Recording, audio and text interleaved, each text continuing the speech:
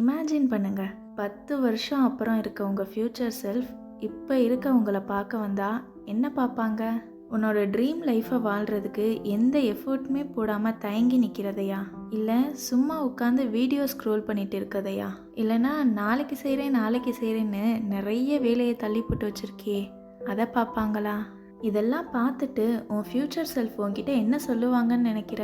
Please இப்போயாச்சும் ஏதாச்சும் பண்ண start பண்ணுன்னு தான் சொல்லுவாங்க. அது எதுவாக வேணால் இருக்கட்டும். உன் ஸ்டடீஸோ இல்லை உன் ஜாபோ இல்லை உன் ட்ரீம் லைஃப்க்கான ஏதாவது ஒரு ஸ்டெப்போ இப்போவே ஸ்டார்ட் பண்ண. கரெக்டான டைமுக்காக வெயிட் பண்ணாத. 10 வருஷத்துக்கு அப்புறம் உட்காந்து யோசிக்கும்போது நீ இப்போ இருக்கதே கரெக்டான டைமுன்னு தான் தோணும். இப்போ எதுவுமே பண்ணாமல் விட்டுட்டு 10 வருஷத்துக்கு அப்புறம் உட்காந்து ஃபீல் பண்ணாத. ஏன்னா ரெக்ரெட்டோட வெயிட் ஃபெயிலியரோட பெயினை விட ரொம்ப ரொம்ப அதிகம். நீ இப்போ பண்ணுற ஒவ்வொரு விஷயமும் உன் ஃப்யூச்சருக்கு நீ சொல்கிற ஒரு மெசேஜ். நீ உன் ஃப்யூச்சருக்கு என்ன மெசேஜ் அனுப்ப போகிறன்னு நீ தான் முடிவு பண்ணணும்.